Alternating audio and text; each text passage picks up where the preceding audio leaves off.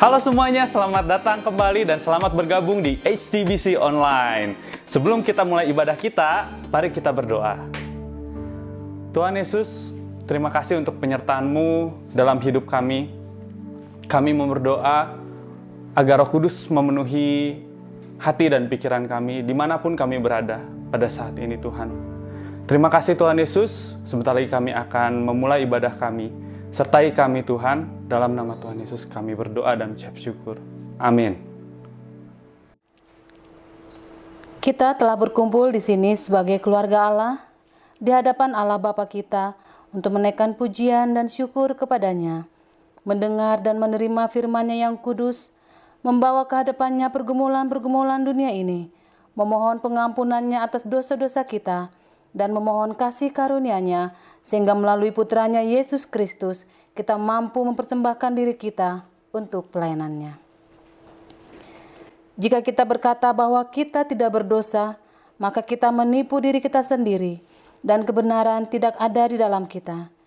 Jika kita mengaku dosa kita, Allah adalah setia dan adil, sehingga Ia akan mengampuni dosa-dosa kita dan menyucikan kita dari segala ketidakbenaran.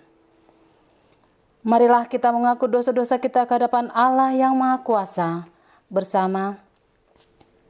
Allah yang Maha Kuasa, Bapa Surgawi, kami telah berdosa terhadap Engkau dan terhadap sesama kami di dalam pikiran, perkataan, dan perbuatan, melalui kelalaian, kelemahan, dan kesalahan yang disengaja. Kami sangat menyesal dan bertobat dari semua dosa kami. Demi Putra-Mu Yesus Kristus yang telah mati untuk kami, ampunilah kami atas semua yang telah kami lakukan, dan karuniakanlah kami agar kami dapat melayani Engkau di dalam kehidupan yang baru bagi kemuliaan nama-Mu. Amin. Saudara-saudara, Allah yang Maha Kuasa yang mengampuni setiap orang yang sungguh-sungguh bertobat, mengasihani saudara, mengampuni dan melepaskan saudara dari semua dosamu, meneguhkan dan menguatkan saudara dalam segala kebaikan, dan memelihara saudara dalam kehidupan kekal melalui Yesus Kristus Tuhan kita. Amin.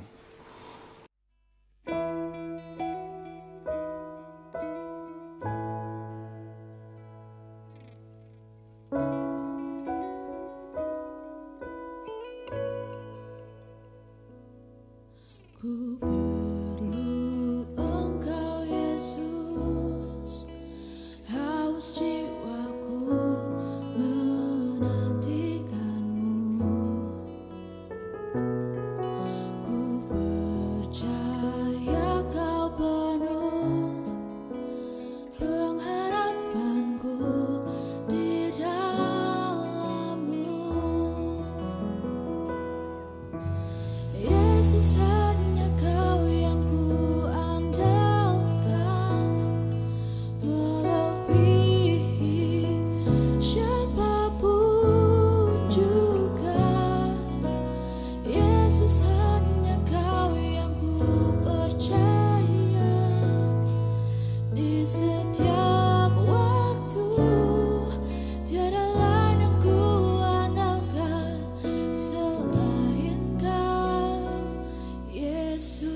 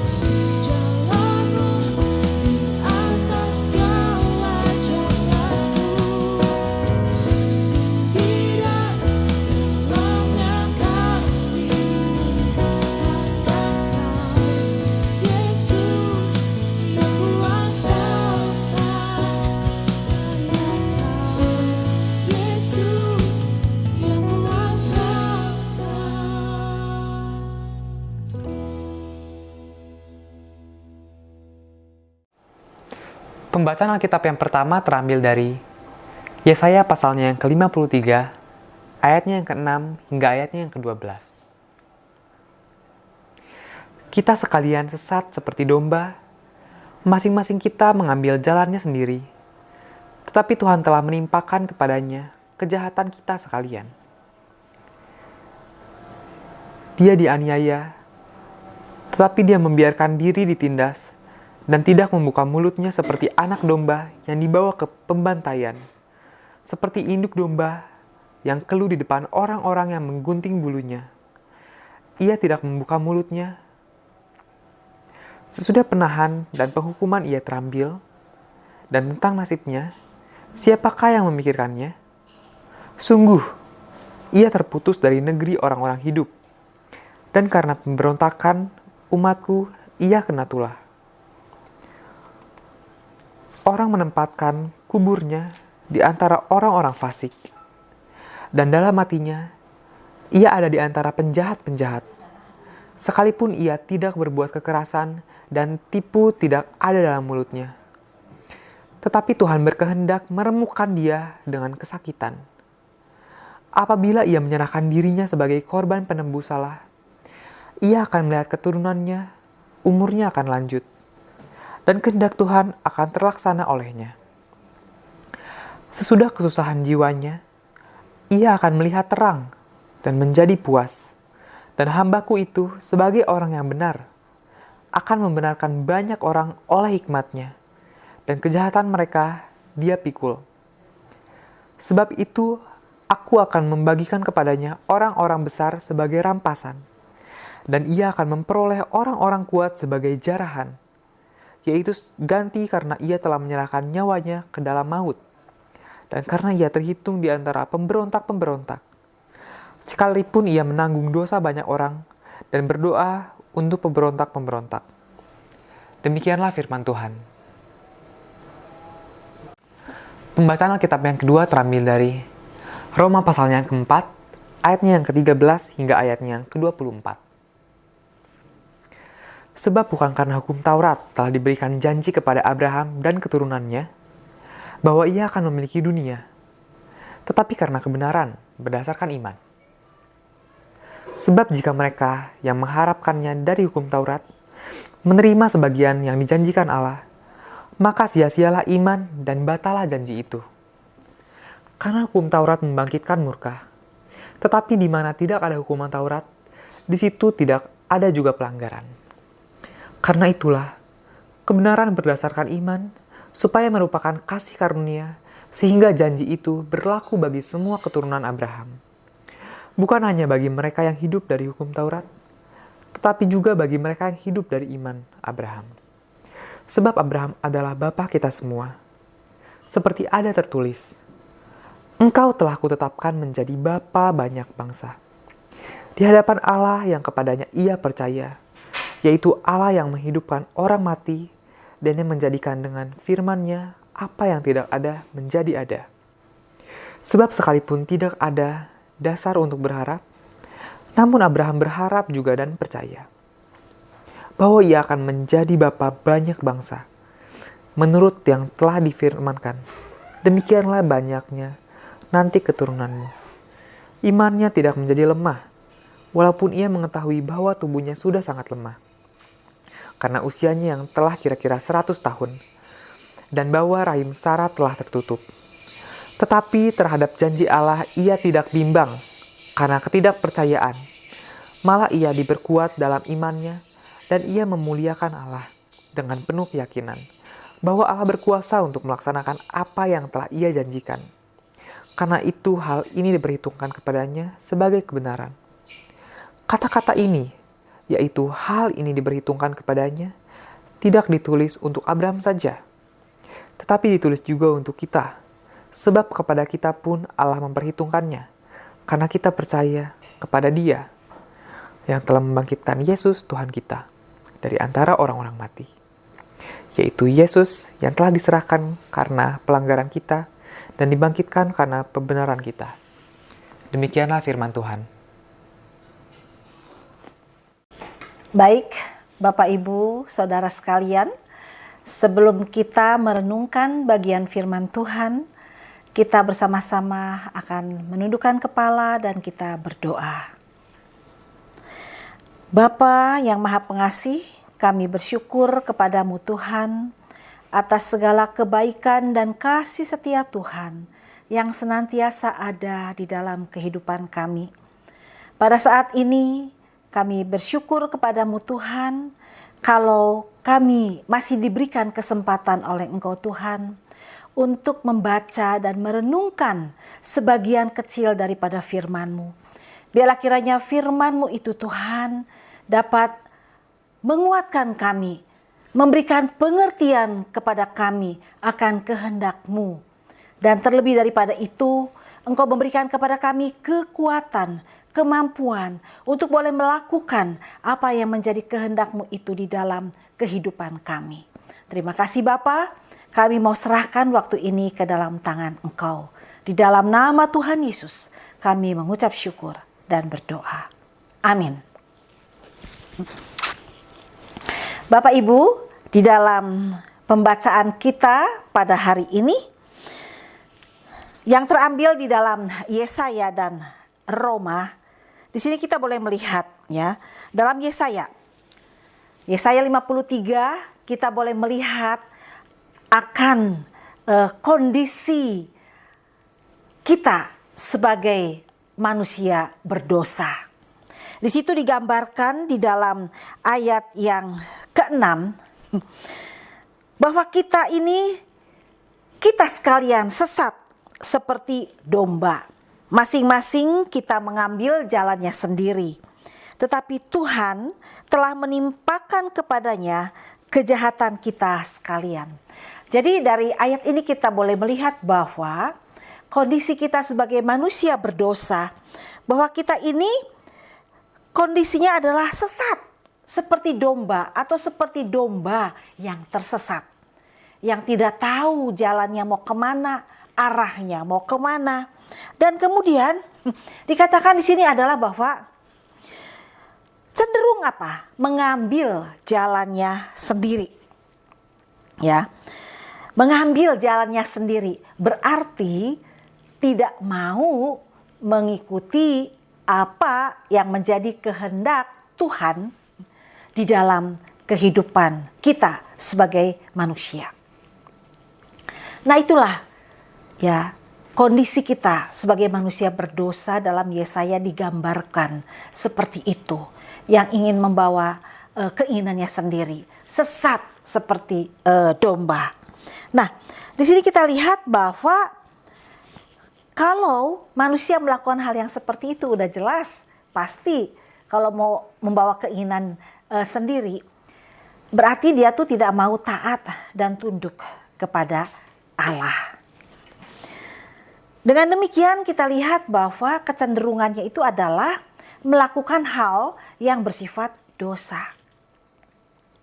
Kadang orang berpikir bahwa saya mah tidak berbuat dosa yang besar, gitu kan ya. Dosa yang biasa-biasa saja, dosa yang kecil. Apakah benar di hadapan Tuhan bahwa dosa itu ada yang disebut dengan dosa kecil, dosa sedang, atau dosa besar? Sebetulnya di hadapan Tuhan itu nggak ada yang disebut dengan dosa kecil, dosa sedang, atau dosa besar. Yang namanya dosa itu adalah ya dosa, gitu ya. Entah itu dosanya kecil, entah itu dosanya sedang, entah itu dosanya yang besar. Itu sama saja. Di hadapan Tuhan itu adalah dosa, gitu ya. Nah, dosa kecil misalnya, saya mah udah cuman ngomong yang kasar saja, ya. Kalau dia kan sampai merampok, dia kan sampai membunuh, udah jelas dosanya. Kalau saya kan hanya ngomong yang kotor, yang sepertinya gak ada arti. Tapi jangan salah, bahwa kita ya, entah itu melakukan yang kita anggap dosa yang kecil, dosa sedang, atau dosa besar di hadapan Tuhan, itu semua adalah dosa. Karena dikatakan di dalam Roma bahwa karena semua manusia telah berbuat dosa dan telah hilang kemuliaan, ya. Gitu. Jadi kalau kita lihat di sini tidak ada satupun manusia yang tidak berdosa. Semua manusia sudah berdosa dan sudah kehilangan kemuliaan Allah, ya. Nah, jadi sudah kurang daripada ukuran Allah. Kadang-kadang orang berpikir, kan saya mah gak kelihatan melakukan hal yang salah. Jangankan yang kelihatan, yang tidak kelihatan pun dosa. Kenapa?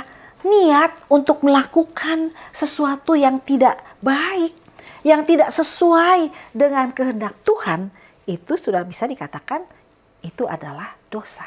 Dan dari sonohnya memang sudah jelas bahwa kita ini adalah manusia-manusia yang sudah kurang daripada standar yang Allah tentukan bagi kita, gitu.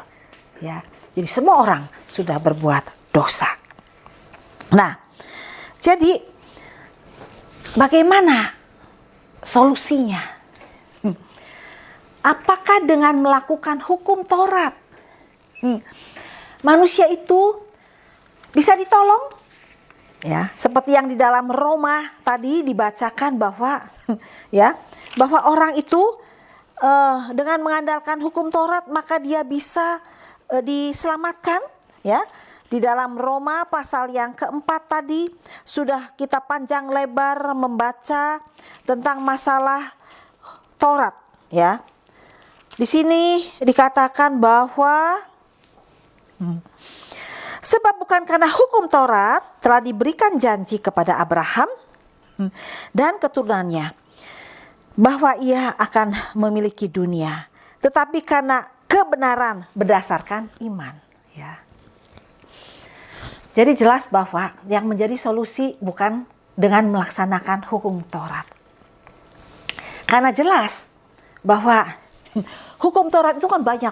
Kamu nggak boleh begini, kamu tidak boleh begitu, jangan begini, jangan begitulah. Banyak ya di situ. Nah, seberapa jauh manusia mampu melakukan hukum-hukum yang Tuhan inginkan, ya. Rasanya tidak ada manusia yang sanggup, ya. Karena udah jelas kita baca tadi dalam Yesaya, kita ini sesat seperti domba dan inginnya melakukan apa yang menjadi keinginan kita sendiri, ya. Sehingga kalau dia harus melakukan hukum Taurat, tidak ada yang mampu melakukan 100% hukum Taurat itu. Jadi kalau manusia itu berharap kepada hukum Taurat, maka akan menjadi sia-sia iman dan akan menjadi batalah apa yang menjadi janji Tuhan itu. Jadi seseorang hanya bisa dibenarkan karena apa? Karena iman, ya. Dan kebenaran berdasarkan iman itu adalah merupakan kasih karunia. Memang tidak ada dasar untuk berharap, ya. Kalau kita lihat dalam Roma tadi, ya.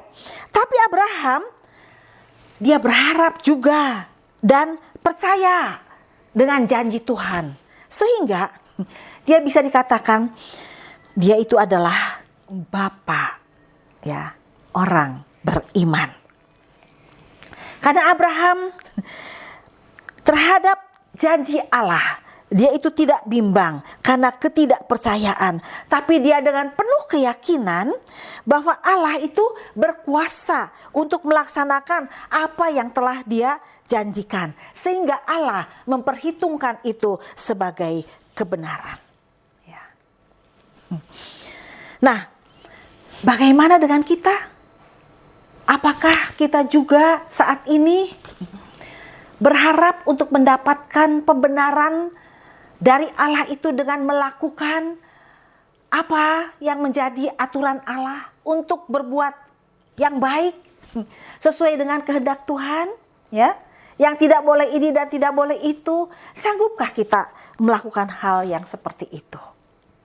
Pada nyatanya, kalau kita berharap kepada hukum Taurat, maka semua itu akan menjadi sia-sia. Jadi apa yang harus kita lakukan. Tidak ada jalan yang lain, ya.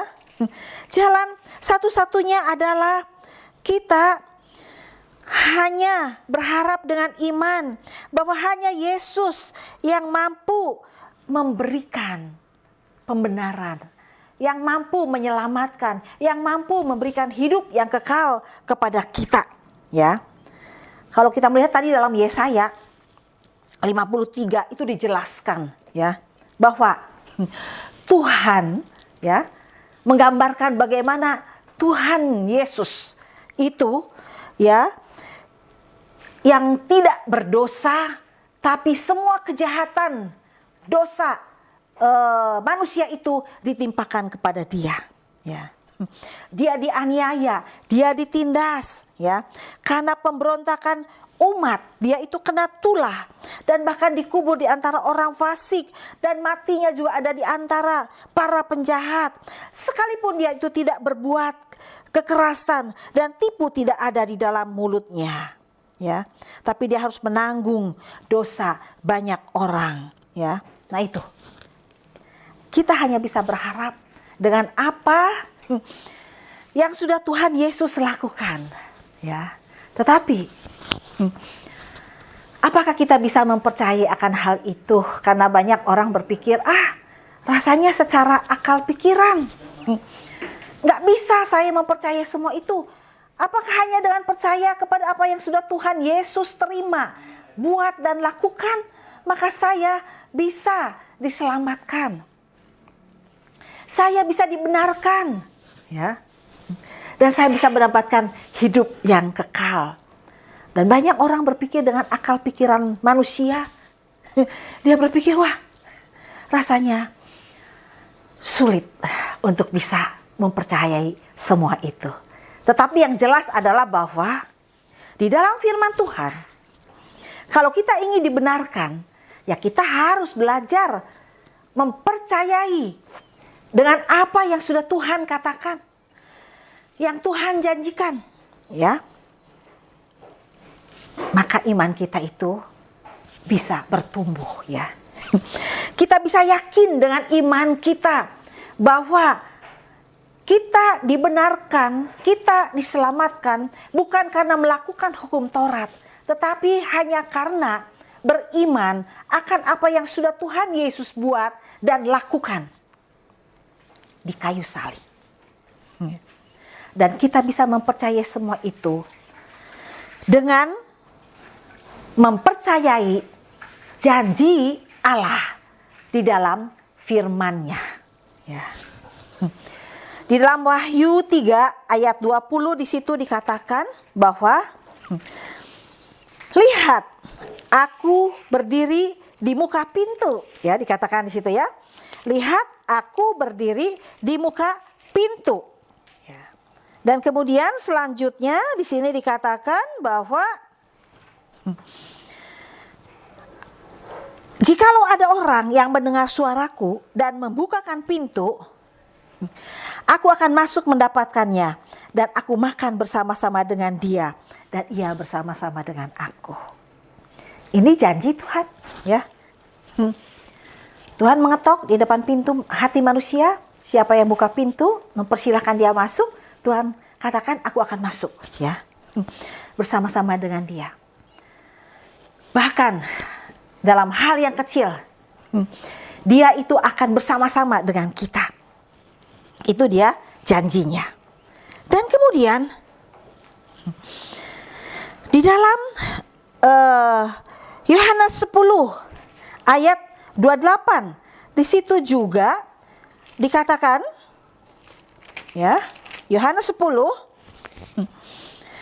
ayat 28, di situ dikatakan,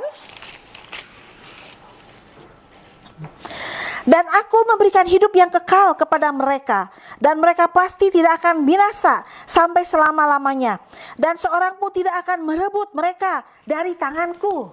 Ya.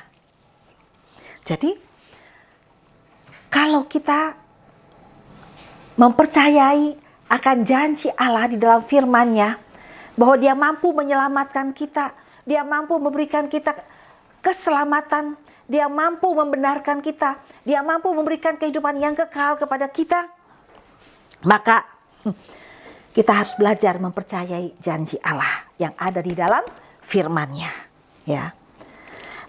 Iman berarti memegang janji-janji Allah dan berani untuk mempercayainya. Itu. Dan kemudian yang berikut adalah kita juga harus belajar untuk mempercayai apa yang sudah Tuhan Yesus buat. Ya, sebagai karya Dia di kayu salib. Ya. Di dalam Yohanes 3 ayat 16 dikatakan di situ, Yohanes 3 ayat 16.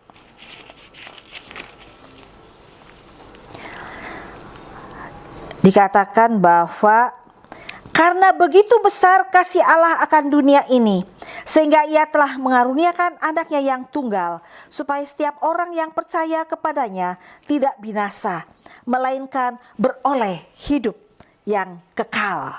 Ya. Dan kemudian di dalam Yesaya 53 yang sudah kita baca juga tadi, di dalam ayatnya yang ke-6, di situ dikatakan bahwa kita sekalian sesat seperti domba. Masing-masing kita mengambil jalannya sendiri. Tetapi Tuhan telah menimpakan kepadanya kejahatan kita sekalian. Ya. Jadi Dia sendiri telah menanggung dosa-dosa kita. Ya. Dan karena begitu besar kasih Allah, ya, maka Dia mau datang ke dunia ini. Kemudian Dia mau menderita, mati di kayu salib, ya. Dan kemudian Dia bangkit kembali, hidup dan naik ke surga. Itulah karya Yesus, ya. Jadi kalau kita ingin yakin dengan iman kita bahwa Yesus itu betul-betul yang sanggup menolong kita, membenarkan kita. Yang pertama adalah tadi kita harus belajar mempercayai janji Allah melalui firman-Nya. Kedua, mempercayai akan karya Yesus di kayu salib, ya, untuk menebus dosa kita dan membenarkan kita. Yang ketiga adalah kita juga belajar mempercayai akan kehadiran Roh Kudus di dalam kehidupan kita, ya. Roh Kudus datang dan tinggal di dalam kehidupan kita, ya. Kemudian Roh Kudus itulah yang mengubah kita dari dalam, ya, mengenai kehidupan kita. Dia sanggup untuk mengubah karakter kita, ya. Karakter kita yang tidak baik, yang tidak bagus, Dia mampu untuk mengubahnya, ya. Dan kemudian Roh Kudus itulah yang mampu memberikan kepada kita keyakinan bahwa saya ini adalah anak Allah. Bapak Ibu bisa membaca dalam Roma 8 ayat 15 sampai 16. Roh Kudus yang memberikan kita keyakinan bahwa saya ini adalah anak Allah. Ya. Jadi Bapak Ibu Saudara sekalian, ya, di dalam perenungan kita dalam ayat-ayat yang telah kita baca tadi, kita sudah boleh melihat bahwa keadaan kita sebagai manusia berdosa, kita tidak mampu untuk membenarkan diri kita sendiri. Kita tidak mampu untuk menyelamatkan diri kita sendiri.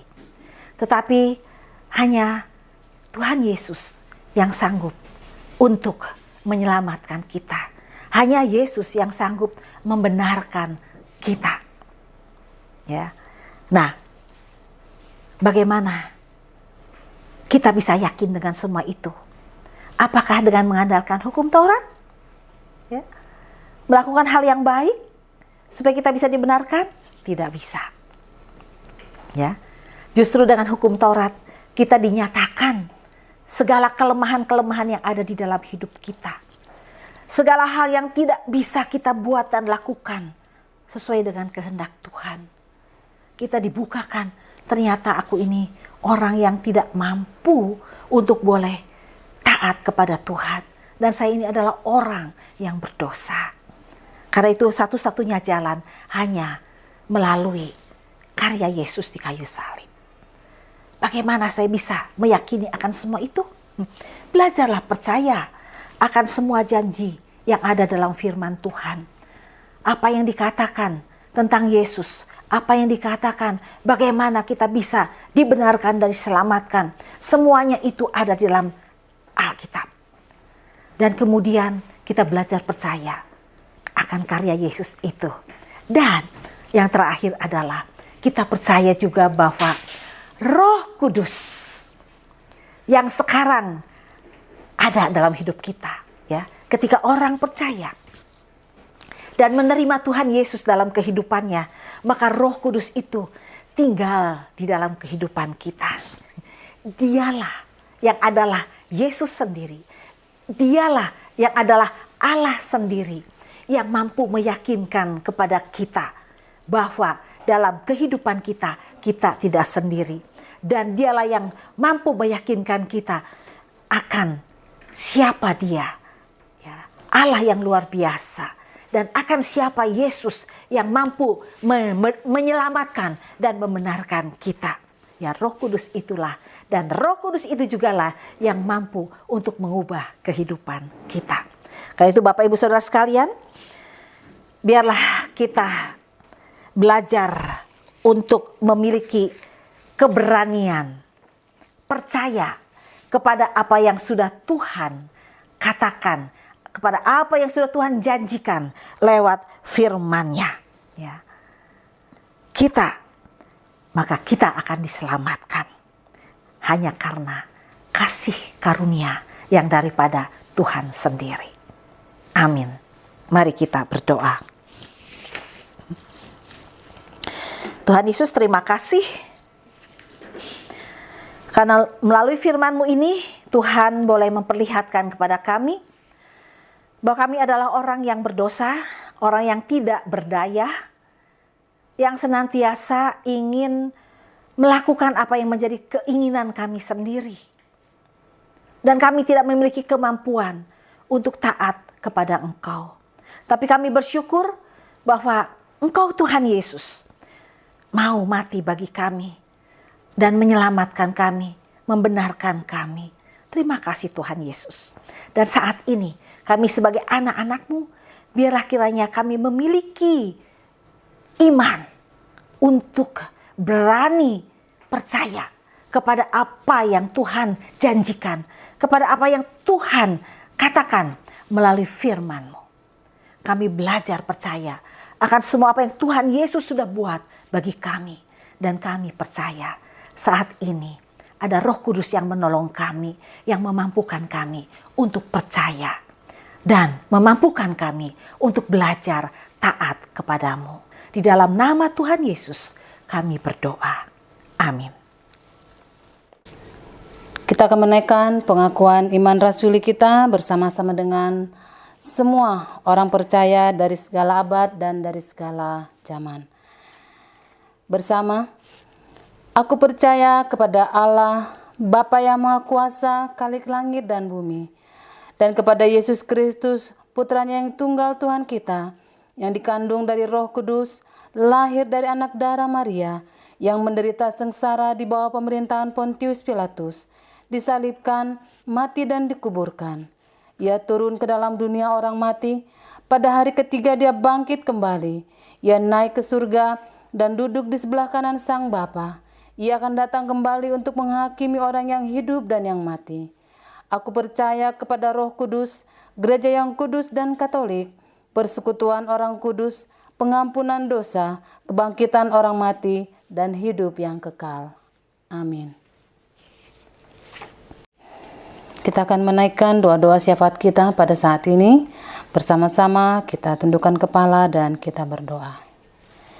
Ya Allah, pencipta dan pemelihara kehidupan manusia, kami berdoa untuk setiap orang dari setiap ras dan dalam setiap keperluan.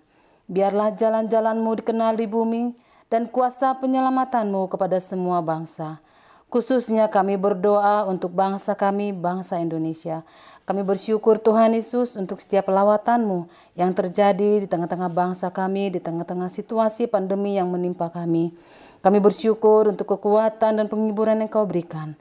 Tuhan Yesus, kiranya Tuhan tolong supaya Tuhan bangsa kami boleh segera keluar dari pandemi COVID-19 yang sedang melanda, yang Kau izinkan terjadi atas bangsa kami.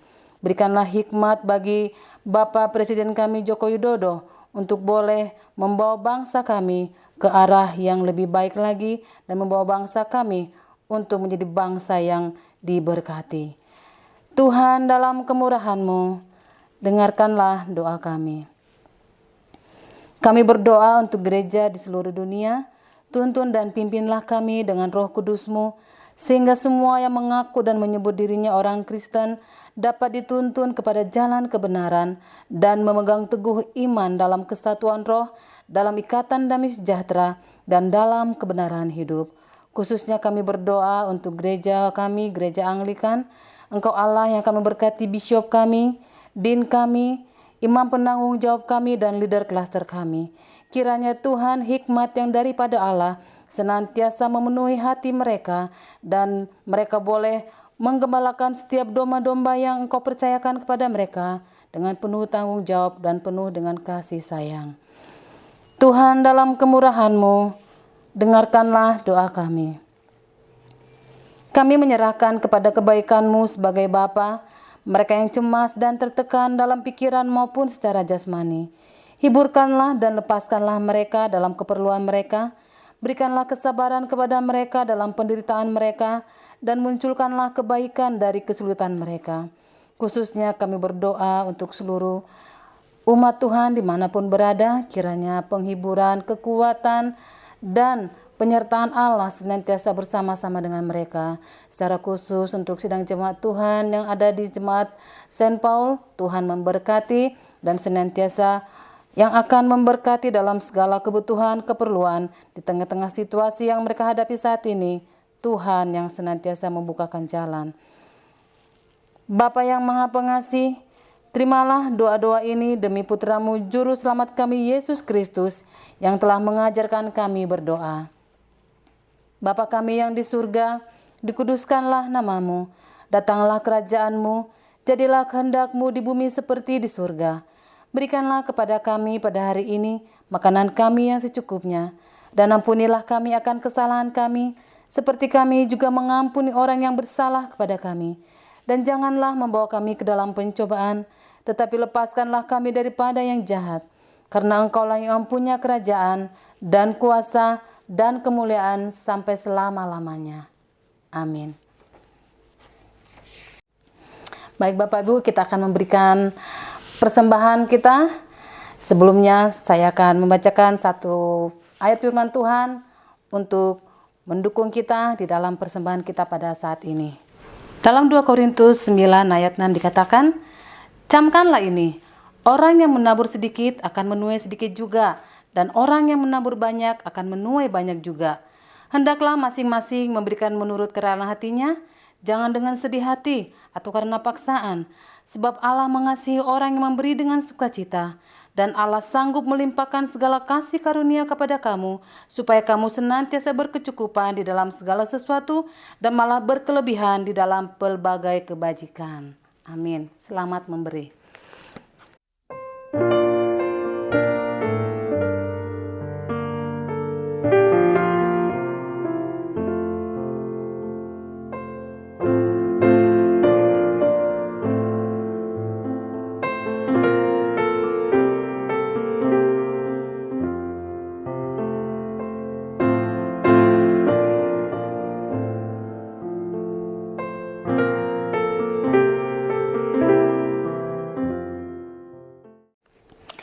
Kita akan menaikkan doa ucapan syukur kita secara bersama-sama.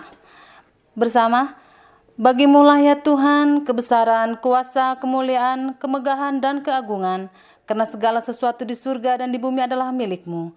Segala-galanya berasal daripadamu dan dari milik-Mu sendiri. Kami mempersembahkannya kepadamu. Amin.